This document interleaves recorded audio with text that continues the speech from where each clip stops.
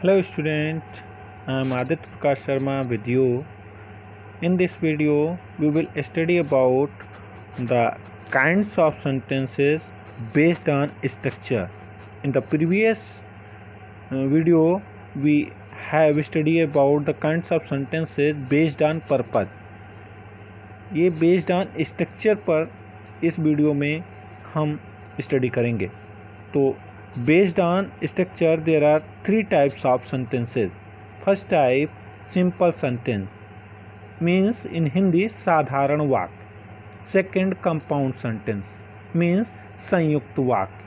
And in the third complex sentence. Complex means मिश्रित. And we can make a fourth compound complex sentence. But mainly there are three types of sentence based on structure, and that is simple, compound and complex. Now we will study about these sentences one by one. At first, simple sentence. A simple sentence has one independent clause and no subordinate clause, and it has only one subject and one verb. A simple sentence has one independent clause. एक simple sentence में एक independent clause होता है and no subordinate. Subordinate means होता है एक कोई भी आश्रित उपवाक्य नहीं होता है. And it has one subject, और इसमें एक subject होता है and one verb. Like sentence here, I wrote my first novel last year. In this sentence we see that I is subject here and wrote is verb here. तो इस sentence में हम देख रहे हैं कि I एक जो सब्जेक्ट है और wrote एक वर्ब है. तो this is the main features of simple sentence, that a simple sentence has one subject and one verb. That's why here I is subject and wrote is verb. So I wrote my first novel last year. Second sentence compound sentence. Compound means संयुक्त, जो जुड़ा होता है, ऐसा वाक्य जो जुड़ा होता है. A compound sentence has two or more independent clauses.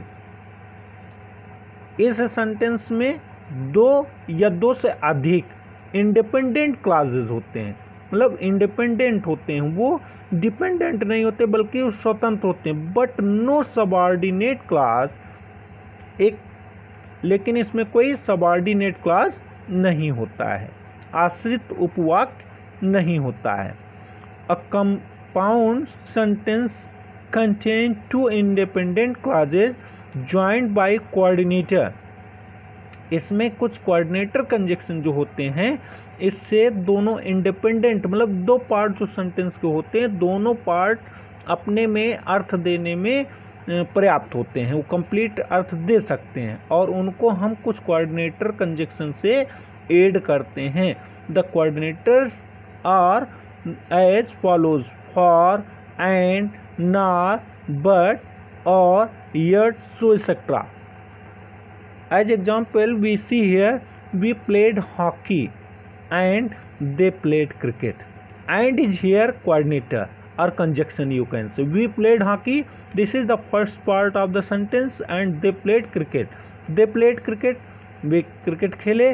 We played hockey, हम लोगों ने हॉकी खेला. तो here is a, you can say that two part of sentence, but and is coordinator has connected these two part. तो यहाँ पर ये दो पार्ट जो हैं ये इंडिपेंडेंट क्लॉज हैं और इसी कोऑर्डिनेटर से आपस में जुड़े हुए हैं, इसलिए हम इस सेंटेंस को क्या बोलेंगे? कंपाउंड सेंटेंस बोलेंगे. Next, complex sentence. A complex sentence has one independent clause. इसमें क्या होता है?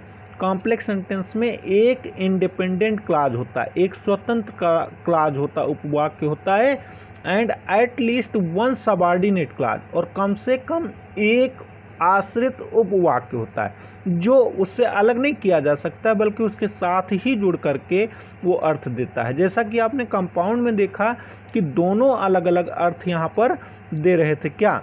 वी प्लेड हॉकी और दे प्ले प्लेड क्रिकेट। दोनों अलग अलग पार्ट दे रहे थे, लेकिन ऐसा इसमें नहीं होता है। इसमें क्या होता है, ये मिश्रित कहलाता है, ये मिक्स होता है, वो जुड़ा नहीं होता बल्कि मिक्स होता है। A complex sentence has one independent clause, एक इंडिपेंडेंट होता है और कम से कम एटलीस्ट वन सबऑर्डिनेट क्लाज होता है। A complex sentence always has a subordinator such as a because. कुछ इसमें भी कंजक्शन टाइप में होते हैं, या जिसको हम सबऑर्डिनेटर कह सकते हैं, जैसे कि बिकॉज, सिंस, आफ्टर, ऑल्दो, और, व्हेन, और relative pronouns such as that, who और which etcetera. Here is example, he is a man, वो एक व्यक्ति है, हु स्टोल माई पेन, जिसने मेरी पेन चुराई। ही सेड, उसने कहा, that he had never visited the zoo, कि उसने कभी जू नहीं देखा। तो in this way we see that who is here relative pronoun, that is here also relative pronoun. तो ये जो दो पार्ट से दिख रहे हैं, एक ये पार्ट जो है आपका इंडिपेंडेंट क्लाज हो गया, और ये उस पर सबऑर्डिनेट क्लाज हो गया। तो in this way this sentence is a complex sentence.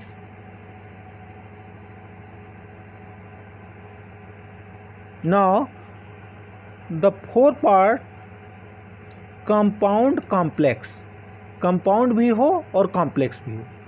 A compound complex sentence at least two independent clause, इसमें कम से कम दो स्वतंत्र क्लाज होती हैं, and one or more subordinate clauses, एक या एक से अधिक सबऑर्डिनेट क्लाज होती है। It is also called multiple sentence.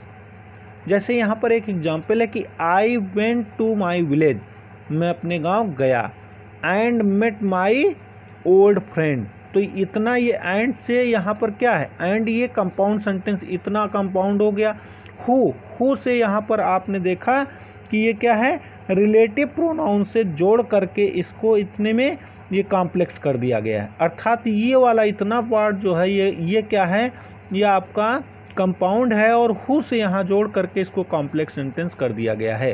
तो in this way I hope that you have studied about the types of sentences based on structure. So in this way there are mainly three types of sentence: simple, compounds and complex. Now here is some examples or exercise.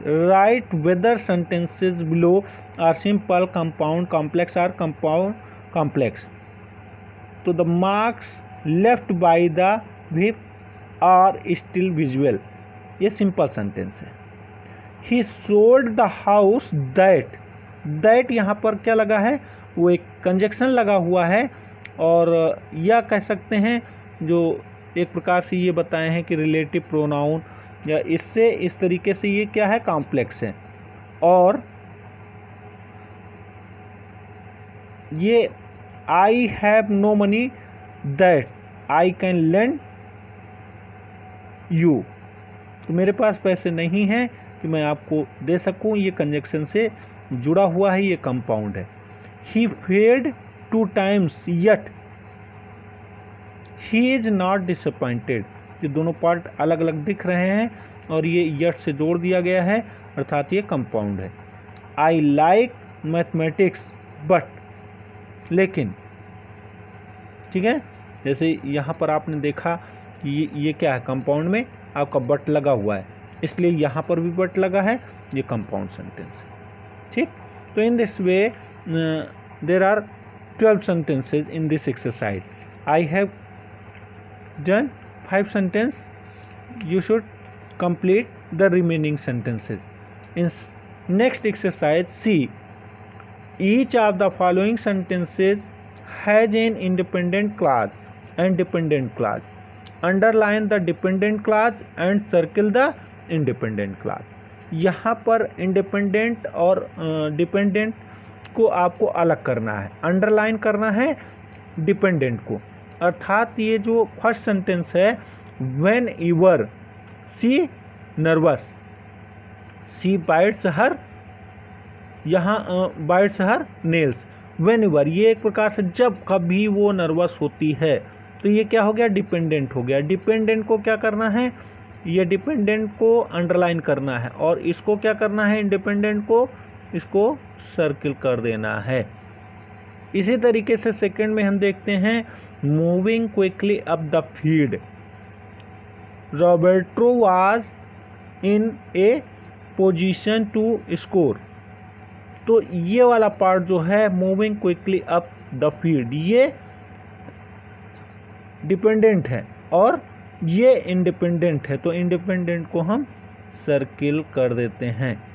इसी तरीके से यहाँ पर देखते हैं कि third में I have many computer skills but my sister is the real expert. तो ये वाला पार्ट जो है बट से इधर जुड़ा है, ये डिपेंडेंट है, अर्थात डिपेंडेंट को हम क्या करेंगे, ये अंडरलाइन ही करेंगे और इंडिपेंडेंट को हम सर्किल कर देंगे। In this way you have to do these exercise in your copy. I hope that we have studies the about sentences based on purpose and based on structure, and we have also done these exercise. The remaining exercise will be solved yourself. Okay, I think that this is enough for you today. We will meet in next video with the topic of class. Okay, so student, this is sufficient for this video today. You will do this exercise yourself. Okay.